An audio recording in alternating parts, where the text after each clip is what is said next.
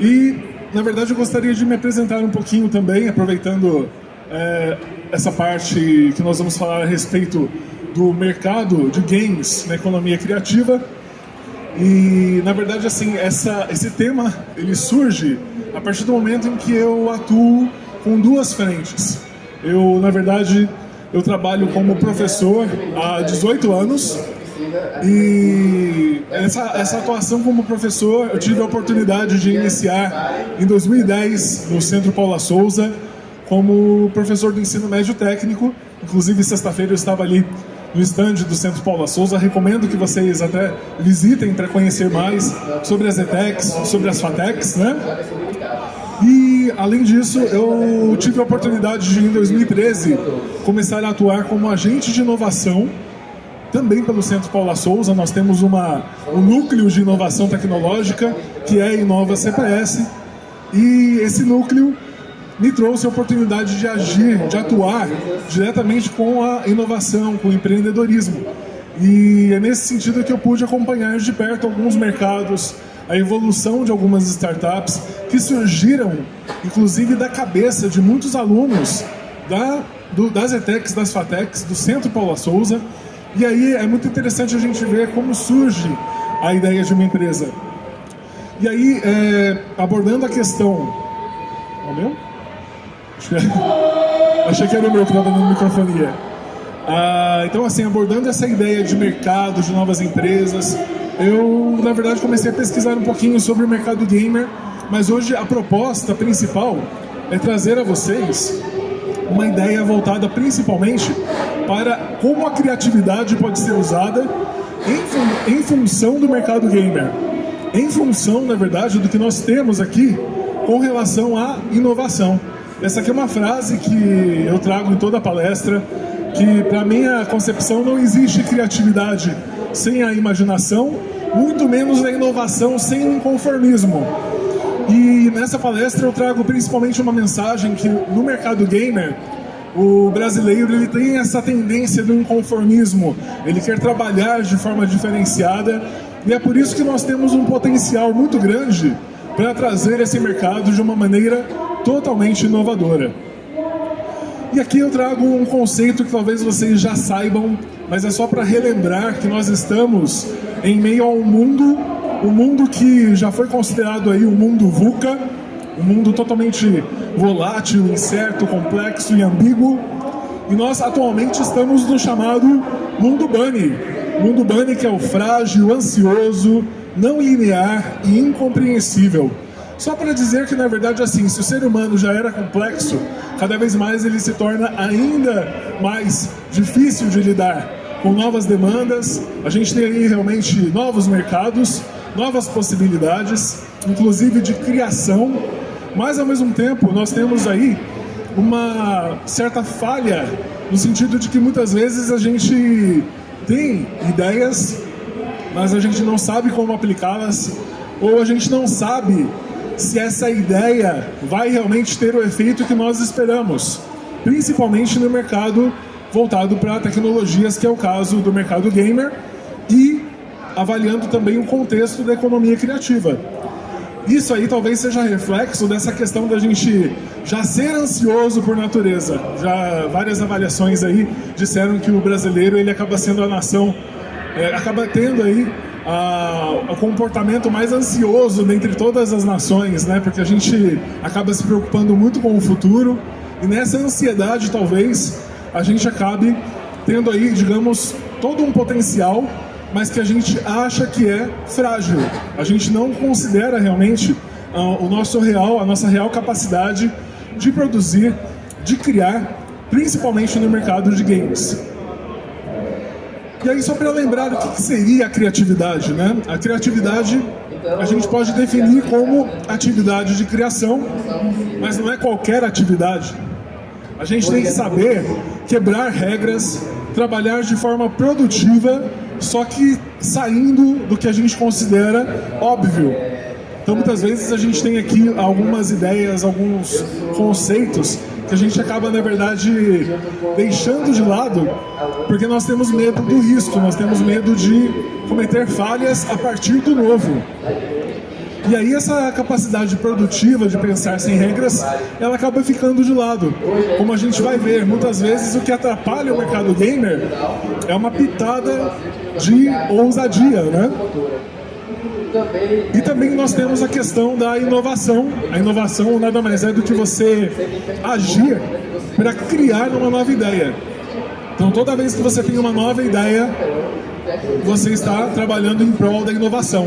Toda vez que você deixa essa nova ideia morrer, e isso a gente faz de forma constante, a gente não tem o hábito de anotar as nossas ideias, a gente não tem o hábito de avaliar, de trocar ideias, de apresentar o que a gente pensou para os outros, porque às vezes a gente tem até medo que o outro venha roubar a nossa ideia, mas isso acaba caindo por terra, porque hoje para o mercado inovador é essencial que você converse com alguém, que você na verdade avalie se a sua ideia ela é realmente algo relevante, se você consegue transmitir ela para alguém, se a pessoa compreende e se a pessoa de repente até compra a sua ideia, se ela fala assim, opa, sua ideia é boa, vamos investir nela, vamos trabalhar nela. Isso faz parte da inovação. Tanto a inovação disruptiva, radical, que é aquela inovação inédita, como também a inovação incremental, que é aquela que trabalha com a mentoria, com a melhoria das questões, das ideias, dos processos, dos produtos. E muitas vezes a ideia aqui é que a gente tenha assim uma mentoria para trabalhar essa inovação, tanto do ponto de vista inédito quanto do ponto de vista de uma pequena adaptação. Às vezes um detalhe que você muda, você consegue trabalhar um produto, uma ideia de forma totalmente nova, de forma totalmente inovadora. E aí que a gente entra com a questão da economia criativa. A economia criativa no Brasil, gente, tem um potencial enorme, porque basicamente o que nós tratamos a respeito da economia criativa? Nada mais é do que você ter produtos, serviços, todos aqueles que vão, de certa forma, ser aí trabalhados a partir do processo criativo. E se o brasileiro é considerado uma das nações, se não a nação mais criativa de todo o mundo, nós temos um potencial para a economia criativa que é enorme. Então a ideia é que dentro do setor econômico nós possamos trabalhar com essa noção de bens, serviços, produtos totalmente voltados para as necessidades, para a inovação da sociedade e que tenha, digamos, a origem 100% baseada na capacidade criativa das pessoas. Então, o aspecto principal da economia criativa qual é? É você trabalhar a criatividade humana em prol da produção. Ou você atender uma necessidade com base naquilo que você tem de mais criativo. Então, os empreendimentos todos que fazem parte da economia criativa, eles vão ajudar as pessoas a partir do momento que eles trazem ideias novas, coisas novas. E as indústrias culturais são os ramos de atuação da economia criativa. Então, por exemplo, quando a gente fala de economia criativa, nós podemos trabalhar com todas essas áreas. E eu queria destacar, na verdade, a área voltada para as novas mídias. É claro que nós temos aqui as expressões culturais tradicionais, que envolvem, por exemplo, o artesanato, produtos típicos da região, serviços criativos como, por exemplo, arquitetura, decoração, sítios culturais que envolvem a parte do turismo, artes visuais que envolvem principalmente a parte de arte, de escultura, de pintura, audiovisual que envolve cinema, que envolve televisão, envolve a parte de produção realmente, audiovisual de uma maneira geral, documentários. A parte do design também é bem interessante, porque o design envolve o quê? Design de produto, design voltado para as novas tecnologias também, além da publicidade e da mídia impressa que já é conhecida, que é a famosa propaganda, a famosa área que trabalha com os anúncios publicitários. E aí quando a gente... eu estava esquecendo também das artes dramáticas, que são aí o teatro, a dublagem também entra, das artes dramáticas. E nas novas mídias nós temos os aplicativos, nós temos tudo que é baseado nas novas tecnologias, incluindo a produção de games. Quando a gente fala a respeito da produção de games, por que ela tem uma área específica, né? Porque o mercado gamer, ele é específico. Vocês já pararam para pensar que talvez a gente tenha o nosso mundo gamer como sendo a 11ª arte? Lembrando que o cinema é a 7ª, aí a gente vai ter histórias em quadrinhos, aí a gente vai ter outras áreas, a arte imersiva, depois a gente vai para o mundo gamer. Mas o mundo gamer, ele também envolve uma área artística, porque hoje ele envolve a criação de enredos, hoje envolve a parte artística no sentido do design, e envolve também essa questão da concepção voltada para a capacidade de você interagir com a história que está sendo contada. Então essa interação é o que faz, na verdade, um jogo se tornar tão assim, poderoso. O game é um produto cultural muito poderoso, principalmente por conta da interação que ele promove. Você pode, de certa forma, você pode se identificar com um personagem de um filme, mas não será tão forte quanto a identificação que você pode ter com um personagem de um jogo. E aí, só pra gente... Eu vou entrar nessa parte do enredo dos games, mas antes eu queria trazer alguns dados de mercado. É claro que tem que ter alguns gráficos pra gente fazer a comparação, e eu queria, na verdade, mencionar que aqui eu trouxe direto da fonte, eu trouxe direto da publicação, da pesquisa feita pela Abra Games, Associação Brasileira de Games, porque eles têm um material muito interessante e até do ponto de vista gráfico eu gostei, então eu falei assim, bom, vou levar e vou mencionar a fonte. A fonte é a Abra Games, uma pesquisa feita em 2022 sobre a área de games, o mercado de games, como ele está trabalhando a questão do faturamento, a questão de produção. E eu achei muito interessante saber que nós somos aí, nós ocupamos a 10ª posição no mundo em termos de produção. Nós temos aí o mercado de games no valor de 2,3 bilhões de dólares. Isso é muito interessante para a gente ver que nós temos aí uma competitividade bem bacana em relação aos Estados Unidos, em relação à Europa, em relação ao Oriente, o Japão. E a ideia é que o que fortalece o nosso mercado gamer é principalmente o que nós chamamos de multiculturalidade. O que é a multiculturalidade?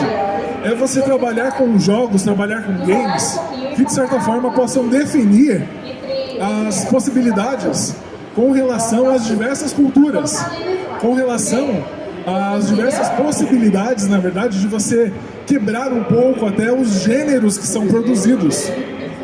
E essa flexibilidade acaba trazendo pra gente esse potencial de mercado que a própria Abra Games reconhece. Aqui só pra gente ter uma ideia de como está a evolução dos estúdios hoje no nosso país. Em 2014 nós tínhamos 133 estúdios produzindo games no Brasil. Agora em 2022 nós temos aí mais de 1.000 estúdios que produzem. Então esses 1.000 estúdios, eles são responsáveis por esse faturamento, eles são aí responsáveis por toda essa realização, esse engrandecimento do mercado, e a gente tem muito mais potencial para isso. Só para a gente ter ideia de como seriam os desenvolvedores por região, e na verdade, assim, além de fazer uma comparação, acaba sendo interessante a gente notar que o Brasil ele tem potencial para ter estúdios em todas as regiões do país. Basta que, no caso, nós tenhamos aí devido estímulo, basta que os estúdios eles acabem, de certa forma, acreditando no potencial que possuem e cada vez mais eles possam aproveitar a cultura que existe na região de cada um. Porque um estúdio que está localizado no Nordeste, no Norte, ele pode sim trabalhar, por exemplo, com games que tenham uma temática voltada para aquela região, para aquela cultura. Porque nada mais assim, digamos, básico, nada mais assim relevante para alguém que está ali inserido na cultura do Norte, Nordeste, trabalhar jogos dessa temática. Por exemplo, a gente até hoje, eu nunca ouvi falar, por exemplo, de um RPG ou de algum jogo de estratégia que tivesse aí como base, por exemplo, um dos conflitos que nós tivemos no Nordeste, como Guerra de Canudos, ou no Sul, como a Guerra da Farroupilha. Então, assim, temáticas brasileiras podem ser trabalhadas em função dos jogos e em função também da educação, principalmente porque eu acredito no potencial dos jogos para trabalhar essa questão do aprendizado. Então, quando você trabalha a economia criativa em função da produção de jogos, quando você tem uma cultura potencialmente rica como a cultura brasileira, nós temos realmente um potencial muito grande para produzir jogos novos, produzir jogos diferenciados. Até na nossa literatura, a gente tem muitas vezes a matéria-prima para poder produzir alguns jogos que seriam interessantes. Por exemplo, dá pra gente pensar num jogo assim, de puzzle envolvendo memórias póstumas de Brás Cubas, ou num RPG que seja voltado para Grande Sertão Veredas. Então existem diversas possibilidades. Se você pega só a parte da literatura brasileira, tem muita fonte, tem muita informação para a gente trabalhar com os jogos. E aí, só uma comparação dos mercados que nós temos. Nós estamos inseridos na América Latina, então para vocês terem uma ideia, que hoje nós temos um mercado produtor e consumidor que acaba sendo muito relevante, principalmente do ponto de vista da economia criativa que nós estamos trabalhando. E quais são os pontos principais para a gente continuar desenvolvendo a economia criativa do ponto de vista dos games? A primeira ideia é para ser profissional. Em que sentido? Nós temos que, na verdade, analisar o mercado, analisar cada vez mais o produto que pode ser oferecido, para que a gente possa realmente atender às expectativas do nosso público consumidor. Ser interativo. Nós temos aí uma comunidade de produtores, de consumidores gamers, que talvez agora nós tenhamos aí possibilidades de interação, mas até então, até 15 anos atrás, era muito difícil você ver essa facilidade na troca de ideias, essa facilidade até na reunião de equipes para, de repente, se trabalhar com a produção de um jogo. Então, cada vez mais a interação se faz necessária para que você, de repente, leve a sua ideia para uma determinada pessoa, você, de repente, leve para outras pessoas, forme uma equipe, e essa equipe talvez traga a possibilidade de se criar um jogo de forma relevante. Porque muitas vezes a gente acredita que a programação solitária ainda é uma boa ferramenta, um bom recurso para a produção de games, mas hoje a gente sabe cada vez mais que uma equipe é necessária, por menor que ela seja. Hoje nós temos estúdios, esses estúdios que nós temos aqui no Brasil, dentre os 1.009 estúdios, a maioria são estúdios indie que trabalham aí com uma equipe entre 5 a 15 pessoas. Então não precisa muita gente, mas é interessante que você interaja com as pessoas certas. A ideia também de ser atualizado, e esse talvez seja um passo até mais fácil de realizar, por conta das fontes de informações que nós temos hoje e até por conta do que nós, de certa forma, buscamos.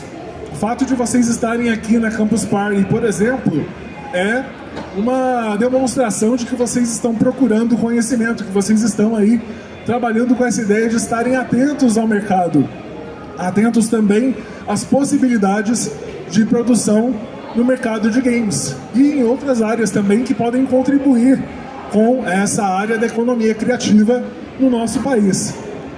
E a ideia de ser assertivo, essa é uma parte muito importante, que muitas vezes a ideia do programador, ela nasce e aí ele começa a trabalhar naquela ideia muitas vezes sem consultar o seu público, sem saber o que já foi produzido, sem saber qual é a demanda real, atual do nosso público, principalmente o público nacional. Então, ser assertivo é você, de certa forma, se preocupar cada vez mais com aquilo que o outro quer, principalmente no nosso mercado. Porque se a gente começa a criar temáticas, se a gente começa a trabalhar o nosso mercado de uma maneira mais específica, a gente tem um potencial cada vez maior de ter sucesso diante dos outros mercados também. E aqui eu tenho algumas palavras do presidente da Abra Games, que é o Renato Terra. E o Renato Terra, ele considera realmente que a forma de você trabalhar o crescimento do mercado de games no país é você trabalhar uma nova diversidade de narrativas. Então é tudo isso que eu disse para vocês, é trabalhar o nosso contexto cultural, trabalhar as nossas fontes de literatura, de tradições, fontes regionais de cultura. Tudo isso pode trabalhar o quê? Um aspecto brasileiro dos games, fazer com que os games tenham cada vez mais uma face, uma cara mais nossa, algo que seja realmente um produto nacional.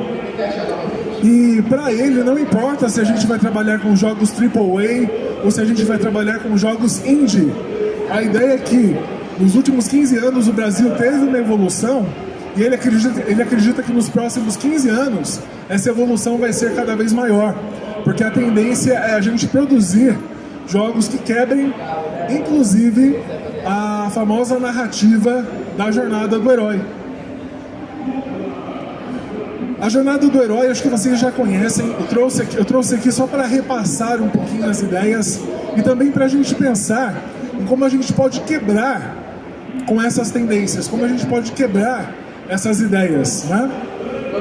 Então, por exemplo, a ideia, quando a gente pensa num game na sua forma mais tradicional, a gente tem a jornada do herói feita de maneira praticamente igual a essa aqui. Ele passa o mundo comum, ele está ali na sua rotina, o herói ele está convivendo ali com as pessoas com quem ele já conhece, está fazendo as coisas que ele está acostumado. Aí de repente o herói é chamado para a aventura.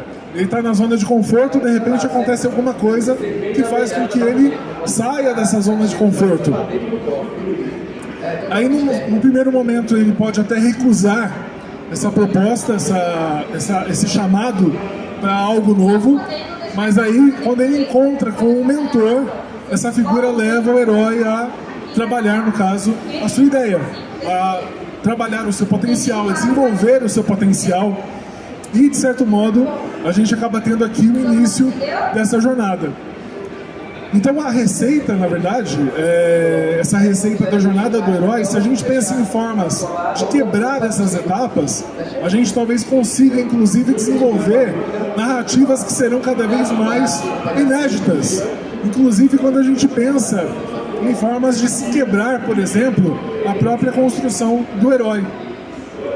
Depois, por exemplo, a gente tem a questão do chamado, a ideia da travessia do primeiro limiar, que é quando ele enfrenta o primeiro desafio. Até aqui, a gente vê que as narrativas de games, elas são muito parecidas. Quando a gente pensa, por exemplo, na jornada do herói, o jogo mais, aquele que segue mais assim esse formato realmente, seria o The Legend of Zelda. É o que segue assim de forma literal realmente toda essa jornada do herói. Mas isso não é ruim, porque a narrativa acaba sendo uma narrativa contada de diversas formas. A ideia é que você tenha diversos chamados para a aventura. Então, por mais que você tenha essa jornada do herói sendo trabalhada de forma literal, você acaba tendo aí algumas novidades, algumas inovações quando você cria novos desafios para esse herói. Depois tem a fase dos testes, que acaba sendo aí um desafio maior pro herói. Aí ele acaba juntando o seu time, acaba tendo ali os seus aliados, e é quando ele acaba indo em direção ao local em que se encontra, no caso, o lado que ele tem que enfrentar. Normalmente Normalmente as narrativas elas são ambíguas, então você tem o lado que representa o bem e o outro lado que representa o mal. E se a gente analisa as narrativas mais atuais, a gente vê que existe uma tendência muito grande de você quebrar principalmente essa ambiguidade. Cada vez mais você quebra essa questão, né? Você começa, de repente, um filme, um jogo, você começa ali contando aquela história como se a pessoa fosse do lado bom. Quando você vê, você tem o famoso plot twist, e esse lado bom se torna um lado mal e você acaba vendo o jogo, a narrativa do outro lado, né? O lado que você considerava o lado do mal seria esse lado que na verdade está na busca, o lado que está buscando aquilo que é de repente até justo, honesto. Mas nesse sentido a gente pode pensar em outras quebras. Tem narrativas, por exemplo, que já não trabalham mais com essa aproximação da caverna profunda, porque de certa forma acaba sendo muito tradicional essa ideia de que o herói ele tem que ir atrás do vilão para que o vilão seja derrotado. Muitas vezes o vilão ele aparece entre os aliados, então existe muito disso, dessas possibilidades com relação aos enredos desenvolvidos. A aprovação máxima, que acaba sendo o maior desafio, é quando o herói realmente ele prova que pode ser considerado apto para a aventura. Depois vem a recompensa, o caminho de volta, a ressurreição, que é a última prova, na qual ele realmente acaba tendo aí a sua façanha final, e é quando ele derrota de vez, ou quando ele derrota pelo menos naquele contexto a figura que representa o lado mal, a vilania. E aí vem o retorno, esse retorno final que é chamado retorno com o Elixir. É um retorno final quando o herói volta triunfante, quando o herói mostra para os seus aliados que eles estavam certos e que eles têm uma recompensa final que reúne todos eles em prol da questão do término do desafio. Então essa seria, na verdade, a narrativa tradicional, mas eu acabei até esquecendo de mencionar, eu, de certa forma, em alguns momentos, eu tive a oportunidade de trabalhar com o storytelling de algumas empresas indie. E cada vez mais a tendência é a gente quebrar essa estrutura da jornada do herói. Essas etapas, muitas vezes, elas, de certa forma, acabam sendo rompidas parcialmente ou totalmente para a gente ter cada vez mais um enredo que seja diferenciado. E aí, se a gente for analisar os jogos indie, eles têm uma tendência muito maior no mercado nacional para romper com essas barreiras. E aí, na verdade, eu vou citar aqui um exemplo, de forma geral, de uma possibilidade que foi criada, que eu acho bem interessante, a respeito da criação de games, que é o Dreams. Independente da plataforma, o Dreams ele traz essa proposta de que o jogador ele trabalhe, no caso, o desenvolvimento do jogo conforme a sua capacidade criativa, conforme o que ele quiser criar, em termos de enredo, em termos de personagem, em termos de narrativa, em termos da jornada do herói, se ele vai seguir literalmente ou se ele vai quebrar padrões. E isso acaba sendo bem interessante para a gente pensar na forma pela qual a gente pode sim trabalhar a indústria de games de uma maneira totalmente inovadora, totalmente inédita. E aí que eu trago inclusive alguns conceitos, eu trago aqui alguns conceitos voltados para o desenvolvimento criativo do ser humano.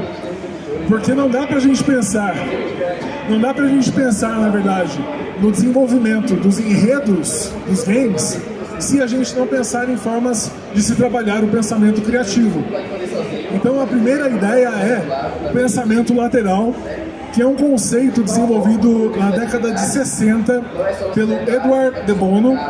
E o Edward de Bono ele traz essa possibilidade da gente analisar um problema e diante desse problema você encontrar uma solução e a partir dessa solução você já pensar em diversas formas pelas quais essa solução pode ser desenvolvida.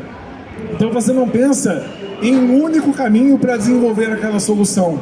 Você já pensa em vários caminhos, porque se o primeiro caminho não der certo, o segundo já é uma tentativa para você dar continuidade àquela ideia, àquela solução. Isso vale muito para o mundo dos games, porque muitas vezes um estúdio ele começa com um determinado orçamento, e aí ele começa a produzir o jogo, de repente o orçamento é reduzido, e aí você tem que passar para um plano B. E aí, de repente, a equipe é reduzida, você passa para um plano C. A equipe que está lá, ela decide mudar a história, aí você passa para um plano D, e assim por diante. Então é dessa forma que o pensamento lateral acaba sendo desenvolvido. De certa forma, o brasileiro ele tem, olha só que interessante, o brasileiro ele já tem uma tendência a trabalhar o pensamento lateral, porque nós temos uma ferramenta muito relevante em qualquer que seja a nossa produção cultural, que é o improviso. Nós sabemos como improvisar. Nós sabemos, de certa forma, que se uma forma não der certo, se um jeito de produzir não der certo, nós podemos tentar o outro. Nós não temos esse receio em tentar novos caminhos, a não ser que a gente tenha algo muito grave, algo muito crítico nos ameaçando naquele momento. Mas, a princípio, nós temos essa facilidade em adaptar as coisas. Isso é muito importante, principalmente na criação de games. Então, o pensamento lateral seria um conceito que a gente pode usar para lembrar na hora de produzir um game, principalmente do ponto de vista do enredo, principalmente do ponto de vista da produção em si. E aí a gente tem também um esquema que é chamado de Design Thinking. Aqui eu trouxe para vocês só a dinâmica do processo de construção do que seria uma abordagem. É uma abordagem que envolve a equipe de forma que a gente trabalhe com a empatia, com a colaboração e com a experimentação. Em que sentido que a gente trabalha isso? Lembra que eu falei que para a gente trabalhar com a economia criativa, a gente tem que ser assertivo, a gente tem que estar atento às necessidades do nosso público? A gente consegue isso com o apoio, por exemplo, de uma abordagem como essa do Design Thinking.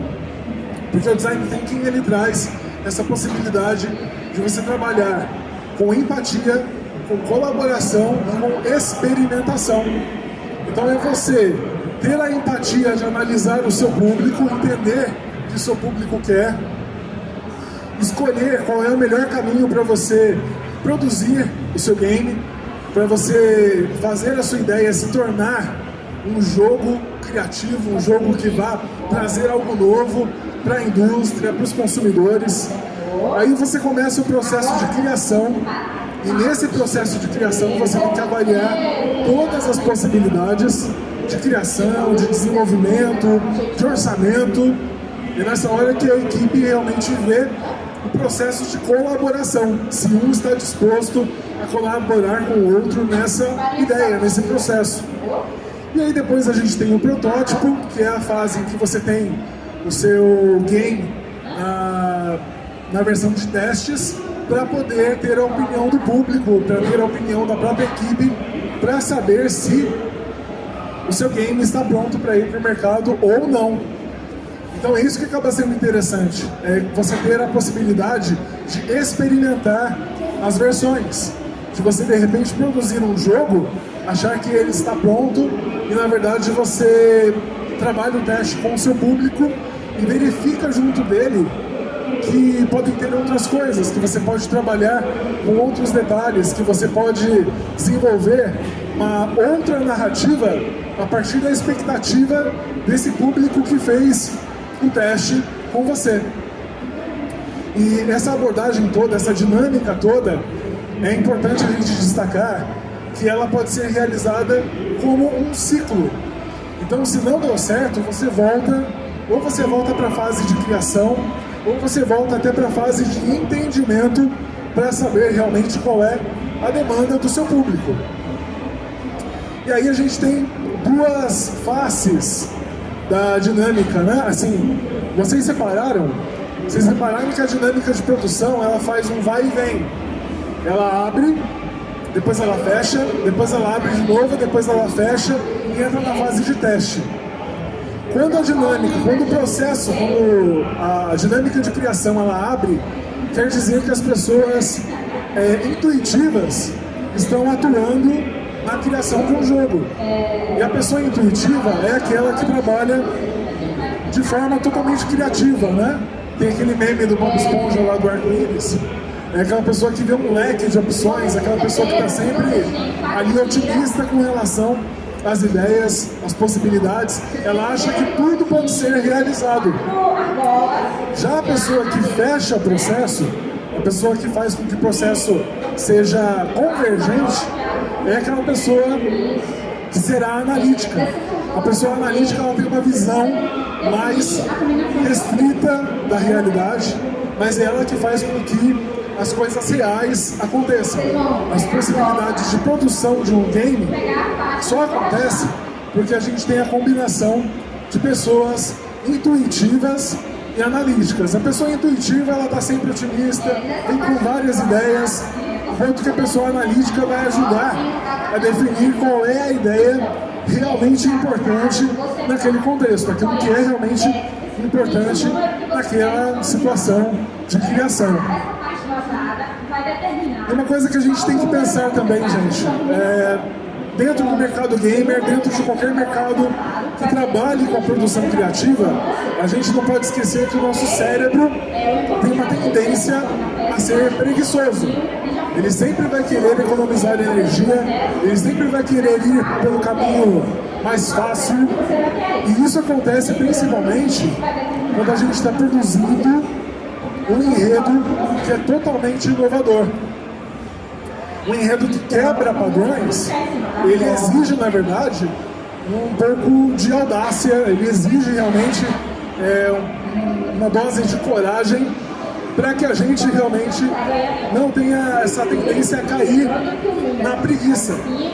Porque normalmente a equipe, quando ela vê que o jogo está praticamente fechado, ela tem uma tendência maior a querer fechar a história o mais rápido possível, trabalhar as partes técnicas e lançar o teste para o seu público para poder lançar o quanto antes no mercado. Mas isso acaba muitas vezes, de certa forma, você acelera o produto, você faz com que ele seja lançado, você satisfaz a expectativa do público consumidor, mas muitas vezes você tem falhas no enredo, na história do game, que podem mais tarde causar um certo, assim, uma certa, não digo rejeição, mas quando a gente fala que o game, que o jogo não envelhece bem, é porque a história dele, de certa forma, vai ficando ultrapassada. Ou alguns elementos que poderiam ser ali relevantes para tornar a história inovadora, eles não foram inseridos.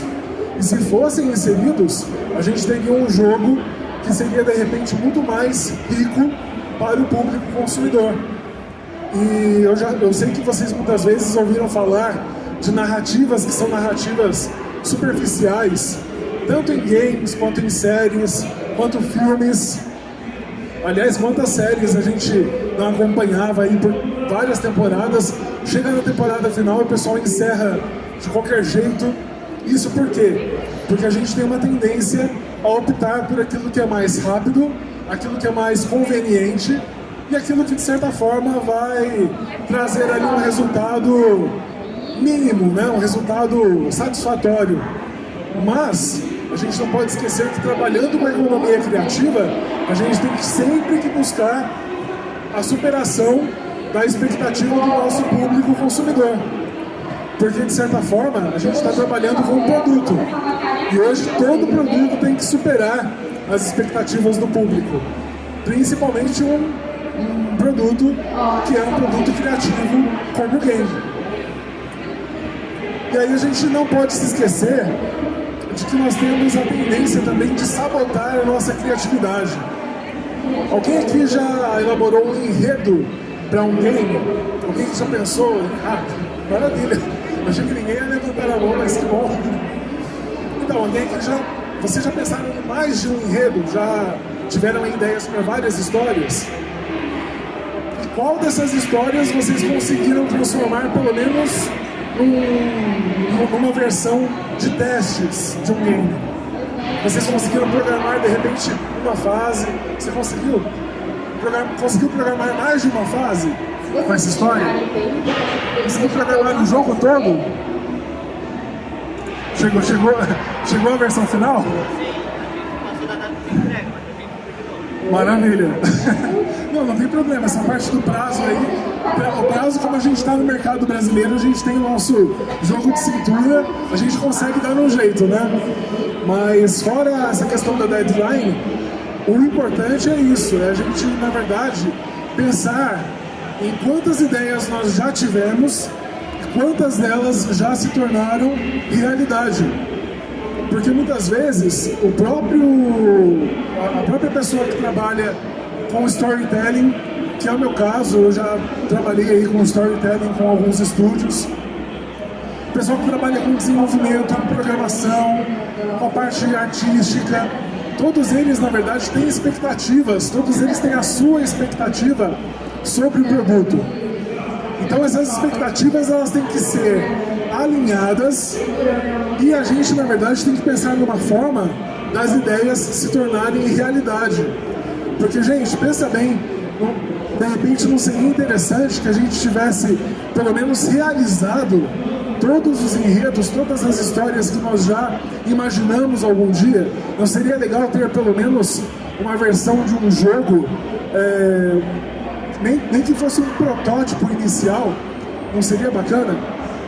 Porque você pelo menos teria algo para apresentar para um estúdio hoje, e quem sabe esse estúdio abraçaria a sua ideia por conta da criatividade que você teve. Então o que acontece, na verdade, é que a gente acaba boicotando, sabotando a nossa própria criatividade. A gente acha que a nossa ideia nunca é boa o suficiente, a gente acredita que aquela ideia nunca vai se tornar um jogo de verdade, mas vamos pensar em um jogo que é inovador até hoje, um jogo que, digamos, envelheceu bem. E eu, assim, o primeiro jogo que eu lembro é o Shadow of Colossus. É um jogo que o Fumito Ueda ele foi muito feliz em querer quebrar os padrões. Ele trabalhou a jornada do herói, mas é uma jornada em que tudo é desconhecido. Você não sabe o que motiva o herói de verdade, você não sabe qual é o vilão de verdade.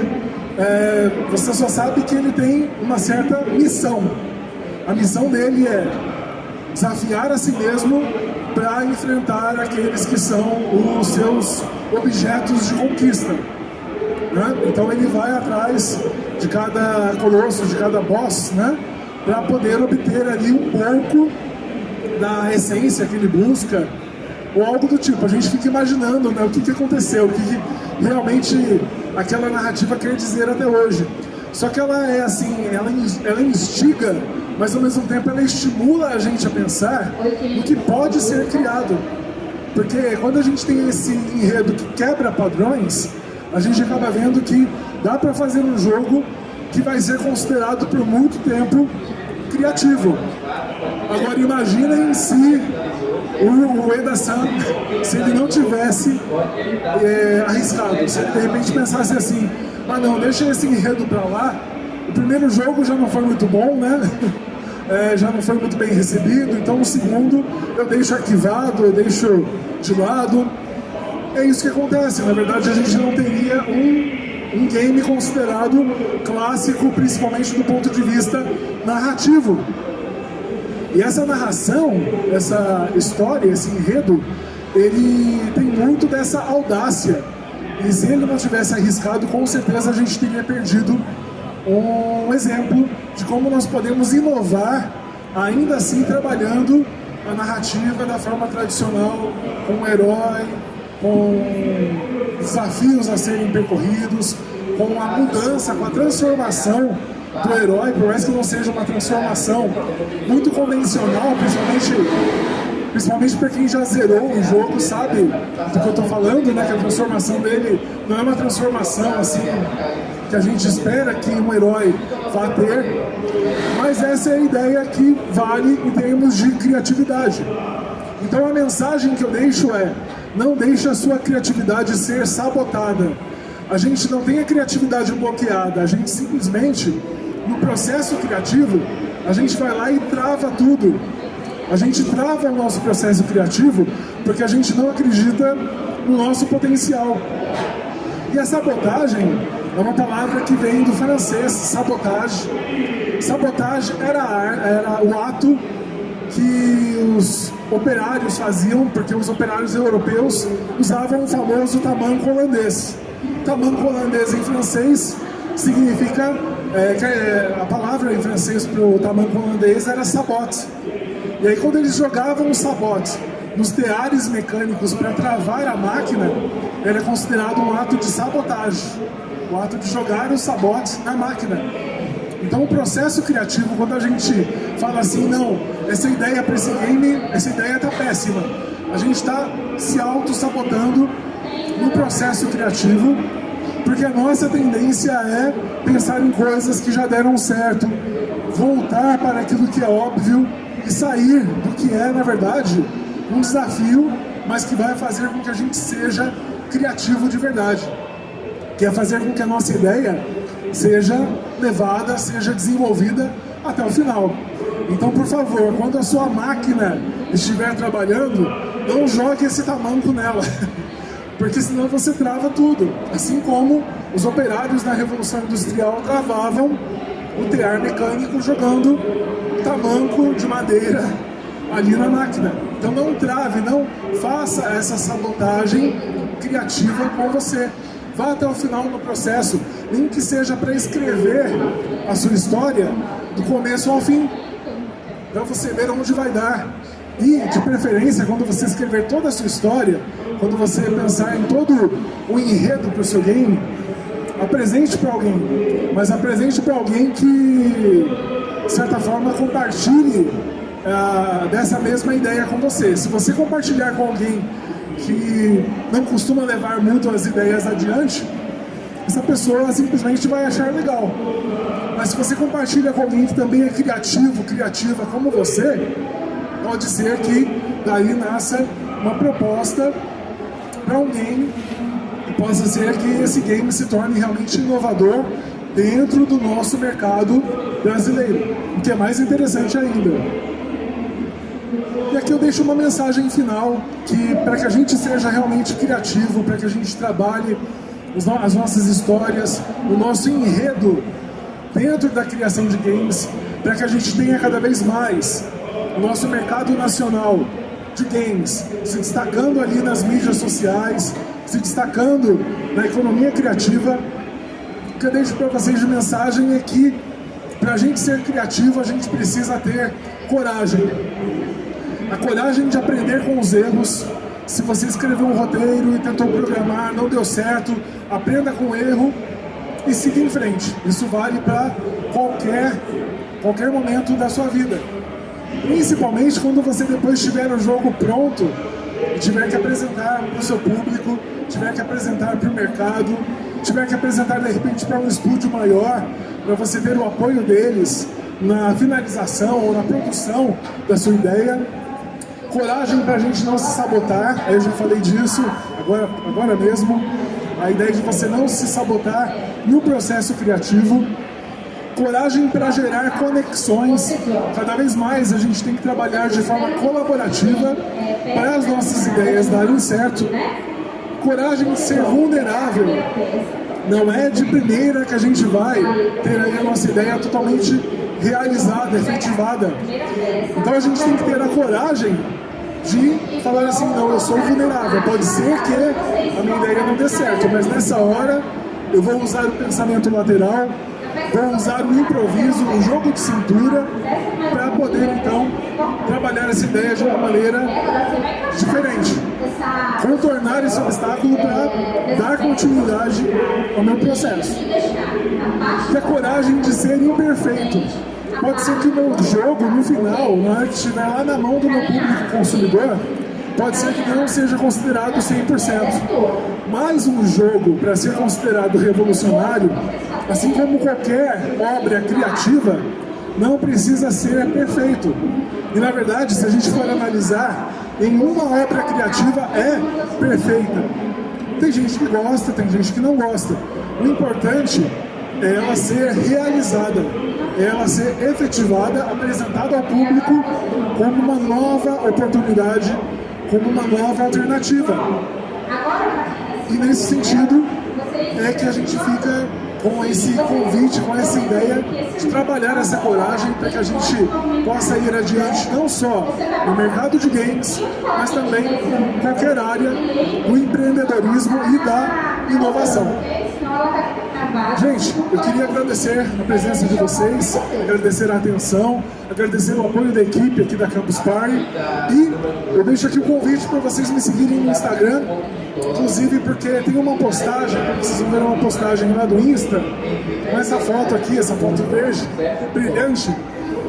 Se vocês comentarem lá, eu quero, nos comentários, eu posso enviar para vocês um e-book falando a respeito do pensamento criativo e dessa questão do storytelling. É uma cortesia para quem esteve aqui acompanhando a minha palestra e também para vocês conhecerem um pouquinho mais a respeito do meu trabalho e do meu perfil no Instagram também. Tá joia? Agradeço mais uma vez a presença, a atenção e fico à disposição se vocês tiverem alguma pergunta, que eu acho que a gente tem uns 5 minutinhos ainda. Mas muito obrigado. Palmas.